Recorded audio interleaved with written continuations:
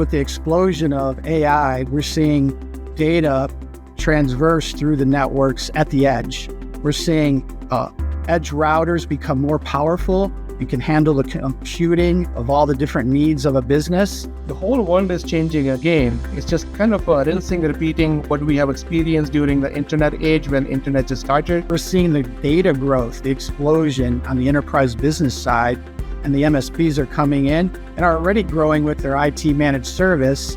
Then they bring the connectivity and layer that in top as a diversified service that increases their opportunity to grow their business more. Otherwise, someone else will come in and do it, and then you lose your thought leadership position with that customer because someone else is taking that thought leadership, and customer always. And the future of the world is customers are looking for thought partners because AI will do a lot of things that humans will think.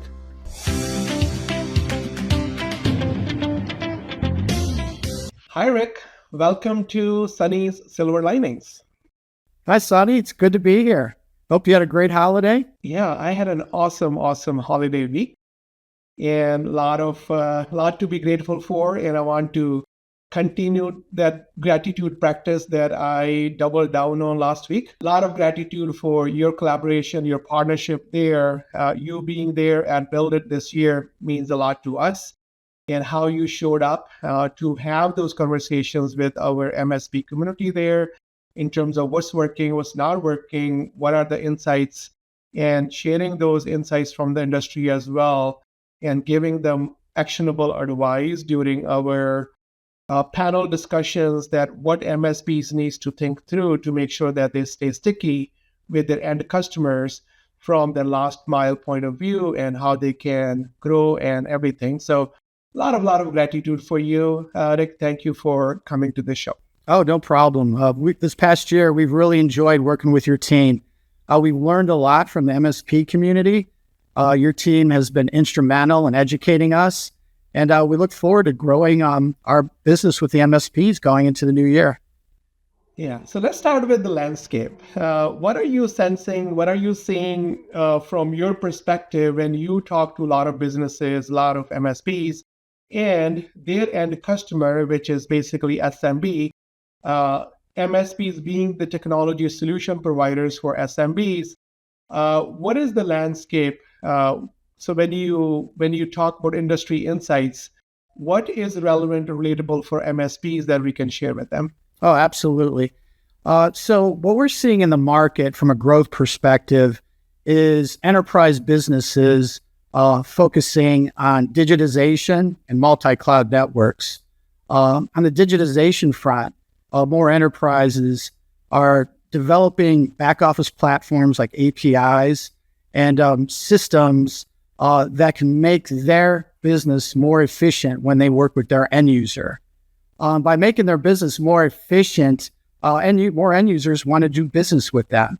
And by doing more business, that creates opportunity for both MSPs on their IT application front and for companies like Apex, AT&T Partner Exchange, to provide connectivity.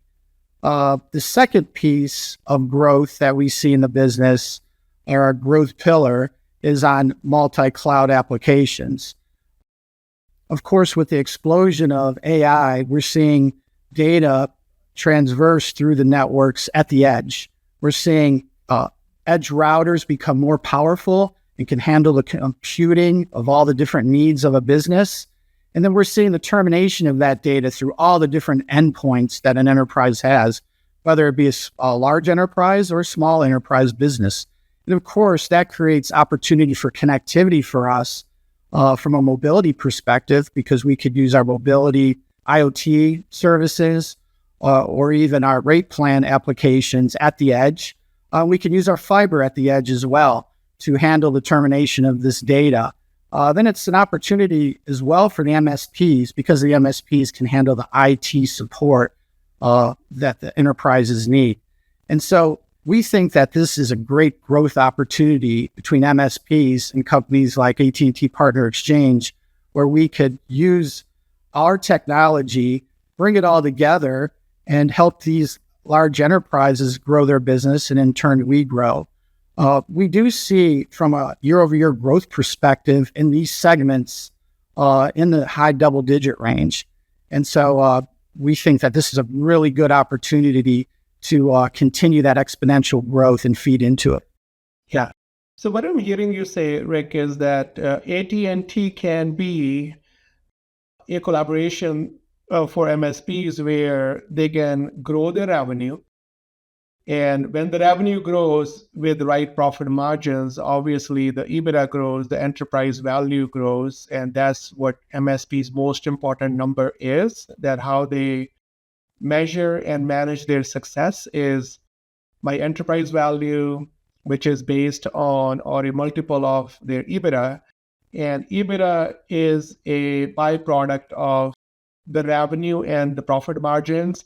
So what I'm hearing you say is that if I'm MSP listening to this, I have an opportunity to learn more about AT&T's offerings that can help me increase my enterprise value. So can you double click on that a little bit? That if I'm MSP listening to this, with the connectivity, with the multi-cloud applications and how things are changing with a lot more data transfer needs, right? So every day people are using from ChatGPT to Claude to all the tools out there with so much data transfer. The market is changing. The whole world is changing with AI, and I'm sure there are bigger opportunities for MSP. So can you double click on that? How can I grow my enterprise value and EBITDA, and because my revenue is growing with the right profit margin? Oh, absolutely, Sonny. So we've seen the most successful MSPs grow through product and service diversification. And that's what this really means when I explain all of this. And that product diversification could be cybersecurity, it could be in compliance, and it could definitely be in connectivity services. And that's why I'm here today to talk to you about the connectivity piece of that diversification. So we talked about what we see in the market as far as what the growth drivers are, what the pillars are that enterprise businesses are looking to do, and they need a solution that could include either connectivity or the IT management services. So within AT&T Partner Exchange, what we do is our goal is to offer our connectivity services to these MSPs. And the best way to explain that is to give you a few examples of that, right? So we have our dedicated internet services or our broadband services that are two layer 3 type services that are very simple for an MSP to incorporate into their IT management services. And the billing on it is highly competitive and it's rate card driven. So the complexity of the business is taken out from a pricing perspective. And then our back office tier 1 support service is very, very robust in that we have strong back office applications through artificial intelligence and predictive analysis. And we put all this together and we provide that service to an MSP so that they can provide that connectivity to an enterprise business at either a remote location or at a hub location, like a corporate environment. And then they can also use our mobility connectivity services to feed into businesses that have remote workers. Either they're working in the field utilizing data devices like iPads, or they're using their iPhone. And all this comes together through the connectivity services that we provide. And then the MSP can manage it through their IT managed service. And it brings it all together. The connectivity piece, which is the foundation we think of the business, and the higher level IT application that the MSPs use today. So as you can see, it all comes together. And what Apex's goal is to help the MSPs utilize that connectivity and all of these managed service offerings that they're providing to these businesses. And we've seen the successful MSPs really do a good job in growing their business using our dedicated internet or our broadband services or even our mobility services when they're out in the field working with their end users. And then to your point on multiple, because we're seeing the data growth, the explosion on the enterprise business side, and the MSPs are coming in and are already growing with their IT managed service, Then they bring the connectivity and layer that in top as a diversified service that increases their opportunity to grow their business more. We do feel from a pricing perspective, our rates are very competitive. So historically, many MSPs would just distribute connectivity and receive a spiff for it or some type of incentive, but the carrier would provide the tier one support. Our model now is that we could provide the pricing and support where the MSP can provide the tier one support, integrate the connectivity just like their managed service and security services, and recognize more margin to increase their multiple in the business. So we think it's a win-win opportunity for them. Yeah. So what I'm hearing you say, Rick, is that the overall opportunities are more than connectivity, but today our focus is a lot more on connectivity. But there are opportunities from cybersecurity perspective, compliance perspective, and then connectivity, 3Cs. But we're going to focus on 1C, which is connectivity. And with the connectivity, not only MSPs can make money by taking that connectivity and delivering it to the marketplace, but they are providing that tier one support. So that's how they make money, that the customer is calling them, and the MSP, because of that service, they're able to have some probably markup by taking the connectivity to their customers, but they can also add value by providing that first level support for MSPs. So now one question I have, actually there are two questions from the ideal customer profile point of view. And Sunny, before you get in those two questions, you're pretty good at this. Anytime you want to help me sell, you're more than welcome to join me in the field. But you put that together very well. Awesome. Thank you, Rick. So the SMBs are the end customers for MSPs. And because I was one of the MSP since 2003 in New York City, and I know that last mile where all our marketing campaigns used to be, with the first word being DMARC. We know your DMARC and we know your building in New York City, and we know exactly where the line is going to come in and how we're going to take care of everything as a MSP. But my question with the ideal customer profile is that MSP's customers, they're kind of what normally the target is 10 people, small businesses to, let's say, about 5,000 employee company. And there are some exceptions there, but typical MSP will stay under 1,000 employee companies. But there are MSPs, as MSPs are getting bigger as well because of a lot of M&A happening in the channel. Now, what I see is MSPs, bigger ones, especially they go all the way up to like 5,000 employee companies. So if that is the target customer, now if that target customer is coming to a MSP rather than going directly to AT&T, so can you educate us on, as a MSP, can I still be competitive for that SMB? Are they going to have some benefit other than me providing IT support? Are they going to have any pricing benefit, or the MSP going to have enough room to make margin on what they take from AT&T as the channel program and take it to the market? Yes. So AT&T Partner Exchange, or Apex, is in AT&T's indirect business segment. And we're a resale program. And so being a resale program, our objective in the business is to work with a distribution channel such as the MSPs. And AT&T Business understands that we cannot get 100% of any market. And we do understand that if it's done correctly, the indirect distribution channel can generate favorable margins for AT&T, or Apex in this case. And if it's priced properly, we can generate margins, LP margins, for the MSP. And so we've worked over the last 12 years with an AT&T Partner Exchange to refine that model and give our distributors, in this case the MSPs, the margin that they need to be competitive in the marketplace.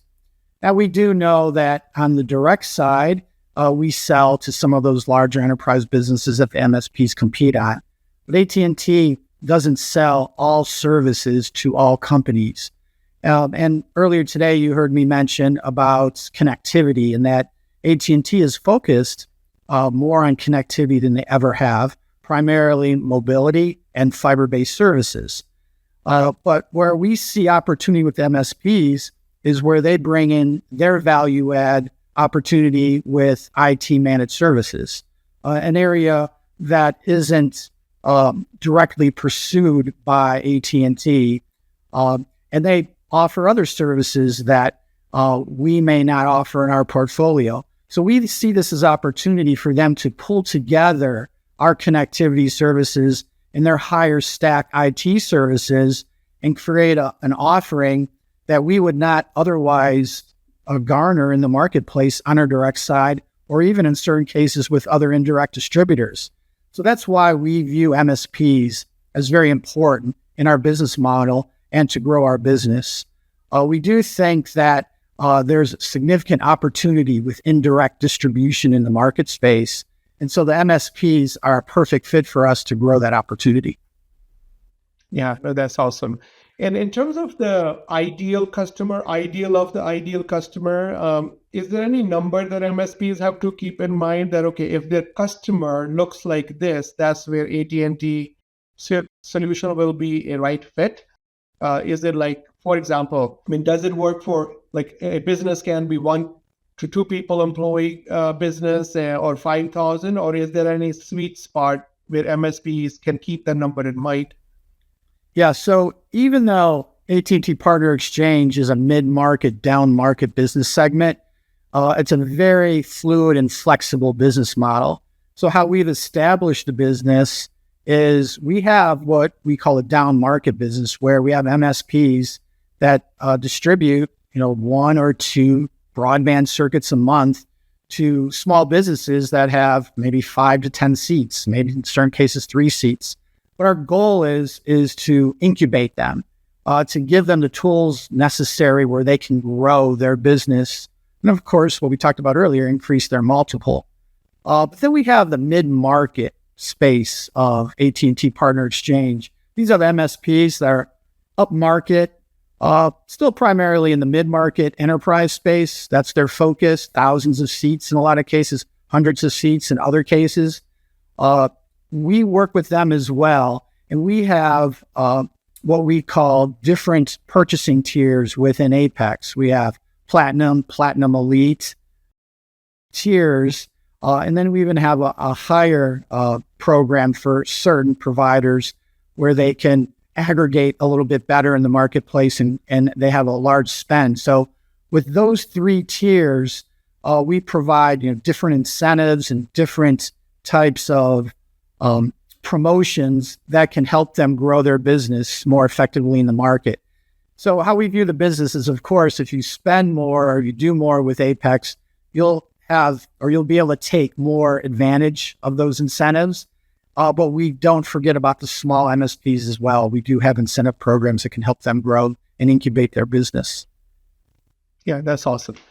And now the next thing that I want to ask you is that you did mention data explosion, and we know that what's happening right now in the AI era, like overall data center needs, everything is floating in terms of data when it comes to data, because everything when it comes to AI, everything is built around data, right data structures, and the right speed at the right time, and having optionality to access data from anywhere. So the whole world is changing again. It's just kind of rinsing, repeating what we have experienced during the internet age when internet just started. So how this AI explosion is changing what you have to offer, or what is the challenge right now that you see with this explosion? Oh, absolutely. And, who would have thought, right? If you go back a few years and you look at the ISP business, 15, 20 years ago, you never knew, what was happening after the ISP explosion. And then, of course, now we're into AI and the data explosion. And so, from the challenge perspective when it comes to that, it's all about developing products and services that are faster speeds and can handle more data opportunities. What we've done this year is we've rebranded our high-speed data services to what we call now wavelengths. What we did in prior years is we broke out our high-speed services. We had local services that were called, dedicated Ethernet, dedicated internet, and then also switched Ethernet services that were more local. And then we had long-haul services that were called like Ethernet private line services. We removed all those names and all those acronyms and just tried to make the business simpler. Now we call it wavelengths. And wavelengths are either local or they can become integrated with our local and LD services to form one high-speed pipe across different states.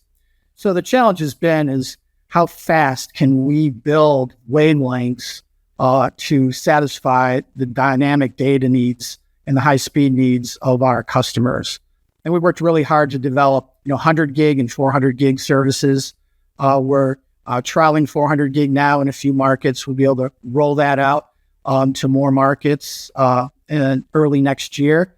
And then 100 gig is becoming one of our flagship products in the market because of the data demands that large enterprise businesses need. But we can't forget about, the other services we have, especially the dedicated internet services, which is an SLA type service. And 2 years ago, we primarily sold 10 meg and 20 meg services. Today, we're primarily selling 50 meg and 100 meg services to remote office sites or end office locations. So as you can tell, the splurge of data throughout the market is really driving the carriers like AT&T to move faster in creating services that are higher speed and can handle this bandwidth explosion. 100%. And I remember, Rick, when I came to this country in 1993, I came here from India, from New Delhi to New York, but I was from a village. And so coming from village where seeing electricity was kind of a blessing. I'm talking about India in pre-1993. And coming here, seeing electricity in New York City, I'm like, man, am I still on this earth? And then 2 years after driving New York City taxi, and I got into tech because I wanted to educate myself. I was 17 when I came here on my own. And when I was thinking of going back and really completing my bachelor degree in college, and I happened to pick computers. And when I graduated or started seeing computers in 1995 with Windows 95 and internet, I remember what the speed at that time was, 56K modem. 56K modem to then come the DSL and some in business, first it was dial-up, right? The dial-up with America Online and everything. That's when I started my journey with using internet.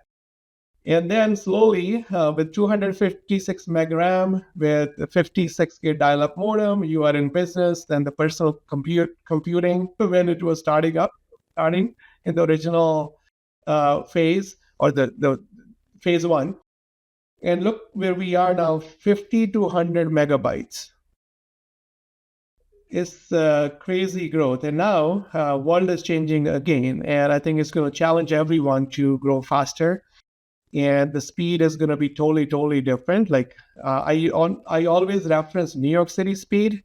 I'm like, here, the way people walk, the way, that everything is just so fast.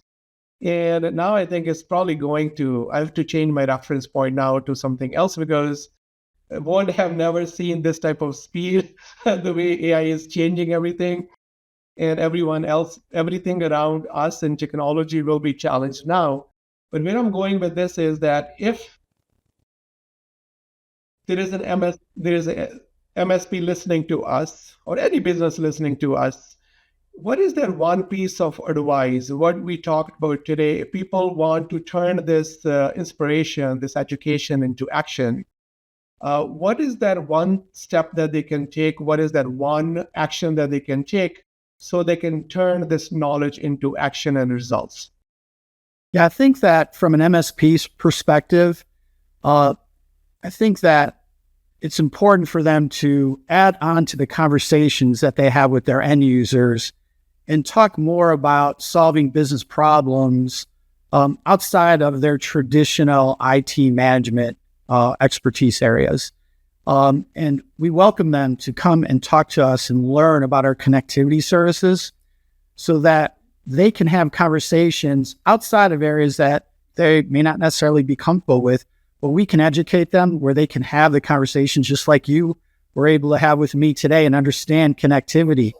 And I think that once they understand connectivity, they'll find out that it's not as difficult or as cumbersome as they once thought, and they can work with their end users to sell more services on the connectivity front and integrate the connectivity into their managed service offering that they have, and of course, increase the opportunity that they have in the marketplace. I think, that's a great first step for all of them. Thank you for sharing that. That's very powerful. If there's one thing that they can do, this is the right starting point. And just to add on to, what you just shared with the audience, Rick, what we are doing right now is AI assessments for MSPs. So basically, the AI maturity level is our service that, because there is so much fear out there with MSPs that what if I don't, they're having a hard time how to internally use AI and how to take it to the market, how to monetize AI, how to sell AI. So where we are doing a lot of trainings, but we are doing all assessments and roadmaps. And what we are doing with them, Rick, is that we created a framework, and they take our framework to assess their internal AI maturity level. And then having a roadmap, let's say they are maturity level 1, maturity level from 1 to 5, and majority of them are at either 1 or 2. And when we do that, we also give them a framework that they can take it to the end customer, which is small, medium-sized business. And we are teaching them how you can do assessment for your small, medium-sized business.